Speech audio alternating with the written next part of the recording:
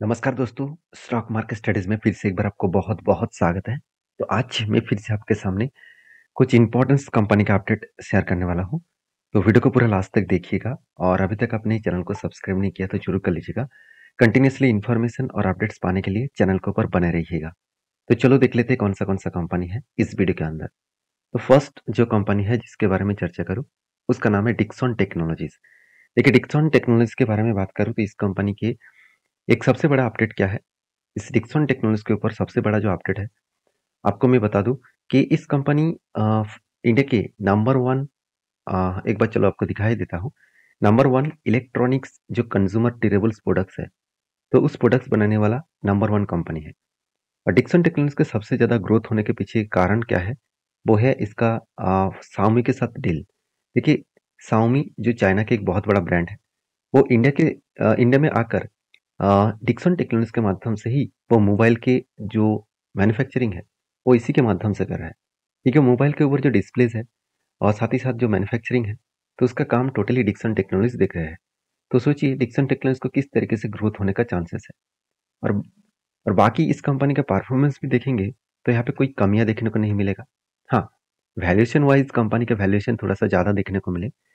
फिर भी मैं एक बार पी रेशियो आपको चेकआउट करूँ तो एक एक टाइम पी रेशियो चला गया था 180 के आसपास और आज कहाँ पे है?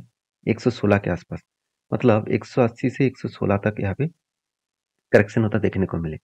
बाकी इस कंपनी के ऊपर as a price to book value के हिसाब से बात करूँ, तो कंपनी का प्राइस टू बुक वैल्यू एक टाइम चला गया था 49 के आसपास और आज कहाँ पे है? 30 के आसपास।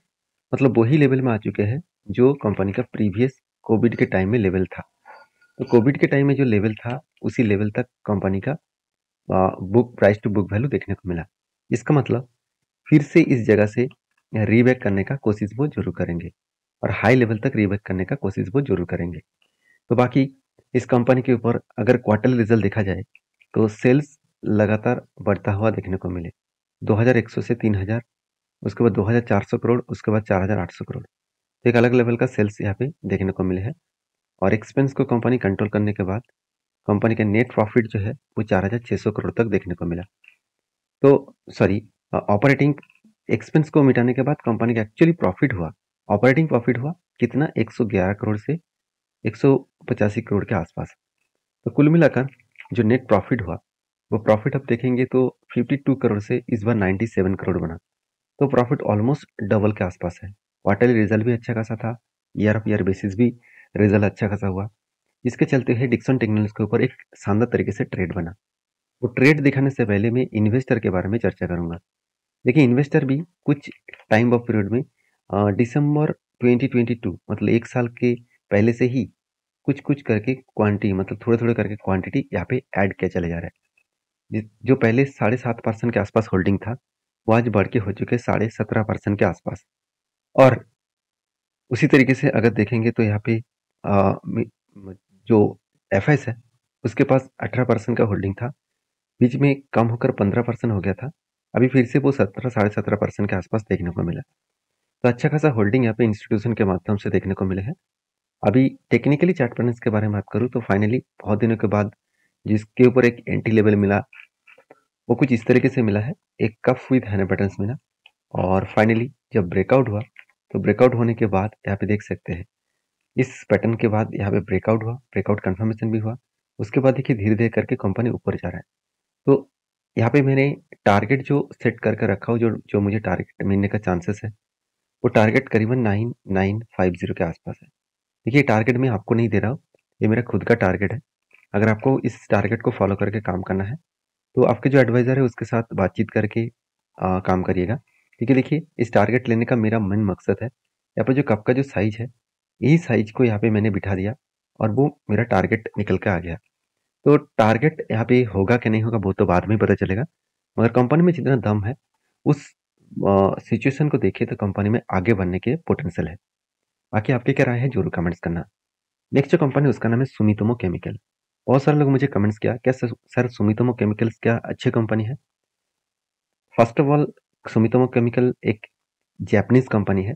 तो जापानीज़ कंपनी इंडिया में एक सब्सिडरी से लेके काम कर रहा है और इस कंपनी का खासियत पॉइंट ये है कि आज कंपनी का सेल्स में कमियाँ देखने को इसीलिए मिला क्योंकि कंपनी एक केमिकल्स का बिज़नेस कर रहा है और केमिकल प्रोडक्ट का जो डिमांड है मार्केट में, वो बहुत हद तक कम हुआ है और केमिकल प्रोडक्ट का डिमांड कम होने के कारण कंपनी के ऊपर एक प्रेशराइज़ देखने को मिला है।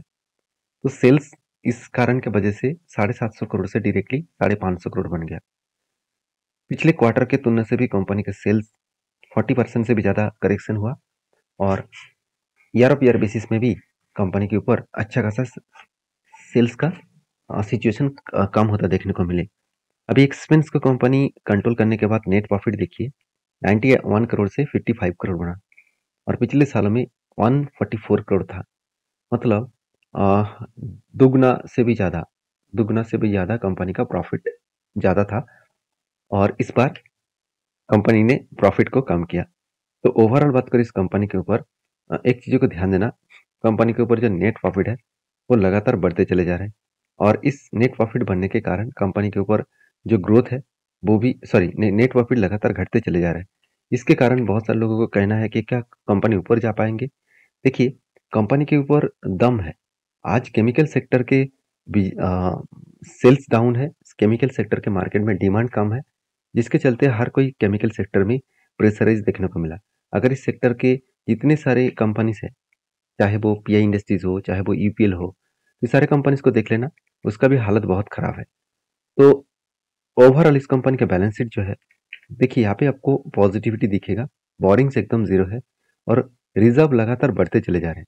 एक भी साल आपको ऐसे नहीं दिखेगा जहाँ पे रिजर्व कम हुआ और कंपनी का फिक्स एसेट भी लगातार बढ़ता हुआ देखने को मिले और CWIP में भी अच्छा खासा कंपनी पैसा लगा के रखे है। तो ओवरऑल इस कंपनी के ऊपर जो इन्वेस्टर है उसके बारे में भी चर्चा करूँ तो आप देखेंगे तो इन्वेस्टर प्रोमोटर के बाद देखिए इस खराब टाइम में भी म्यूचुअल फंड क्या कर रहा है, खुद के होल्डिंग को बढ़ाते चले जा रहा है और एफआईएस भी खुद के होल्डिंग को बढ़ाते चले जा रहे हैं। तो जब इंस्टीट्यूशन इतना भरोसा करना स्टार्ट किए हैं तो बाकी डरने वाला कोई बात मेरे हिसाब से नहीं होना चाहिए। बाकी इस कंपनी के टेक्निकली चार्ट पैटर्न के बारे में बात करूँ तो एक पैटर्न्स मुझे दिखा था, वो पैटर्न्स कुछ इस तरीके से बना था, कप विथ हैंडल पैटर्न्स और एक बार नहीं, दो बार नहीं, 3 बार हैंडल पैटर्न्स बना था, मगर उसके बाद एक बिग फॉल हो गया। मतलब ये जो कप विथ हैंडल पैटर्न्स बना था, इस पैटर्न्स को अभी यूज़ नहीं किया जाएगा क्योंकि यहाँ पे पैटर्न्स अगर कंटिन्यू होता, उसके बाद ब्रेकआउट होता, तो यहाँ पे एंट्री ले लेता कि उससे पहले देखिए कंपनी के ऊपर बिग फॉल हो गया, मतलब वो पैटर्न कैंसिलेशन हो चुके हैं। अभी जिस तरीके से 200 ईएमए को टच करके बार-बार वो नीचे आ रहा है, इसका मतलब है कंपनी यहाँ पे जो एक स्ट्रांगली इसका सपोर्ट है, वो सपोर्ट कहाँ तक है? मैं एक बार मार्किंग कर दूँ, तो 350 रुपीज़ के आसपास एक सपोर्ट बनेगा।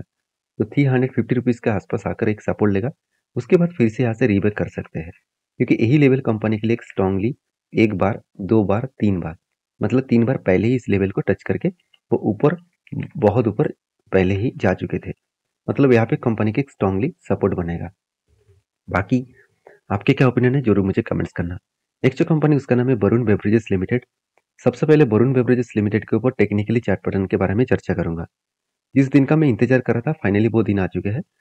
देखिए यहाँ पे जिस दिन का इंतजार का मतलब है कि कंपनी बहुत दिनों तक एक रेंज के हिसाब से ट्रेड कर रहा था और ब्रेकआउट होने के बाद ऊपर जा रहा था और बहुत सारे लोग मुझे कमेंट किया, सर क्या आप इस जगह पे आप एंट्री लेने वाला है? मैं पहले ही बोल चुका हूँ, मैं डायरेक्टली कोई भी लेवल को ब्रेकआउट करके ऊपर गए तो मैं एंट्री नहीं लूंगा, चाहे वो नीचे ना भी आए कोई फर्क नहीं पड़ेगा। तो मुझे चाहिए यहाँ पे एक बार रीटेस्ट, उसके बाद कोई ग्रीन कैंडल। तो फाइनली यहाँ पे मुझे ग्रीन कैंडल मिला और वो भी देखिए हाई वॉल्यूम के साथ। इसका मतलब ये लेवल कंपनी के लिए एक स्ट्रांगली सपोर्ट है और इसी लेवल को टच करने के बाद एक ग्रीन कैंडल बना और वो हाई वॉल्यूम के साथ बना। इसका मतलब यहाँ से वो रीबैक करने का कोशिश करेंगे। तो मेरा जो टारगेट और स्टॉप लॉस है उसके बारे में चर्चा करूँ तो देखिए यहाँ पे मैंने एक मार्किंग कर दिया, तो जो मेरा स्टॉप लॉस होगा वो अराउंड 15% के आसपास मेरा स्टॉप लॉस होगा और बाकी मेरा जो टारगेट होगा वो करीबन 45%, क्योंकि मैं 1:3 रेशियो का टारगेट फॉलो करके चलता हूँ। तो इस तरीके से मैं टारगेट को फॉलो करके चलूंगा क्योंकि जिस तरीके से हाई वॉल्यूम के साथ यहाँ पे ब्रेकआउट रिटेस्ट किया, मुझे लग रहा है कि यहाँ से वो रीबैक करने का जरूर कोशिश करेंगे। बाकी देखा जाएगा क्या होने वाला है।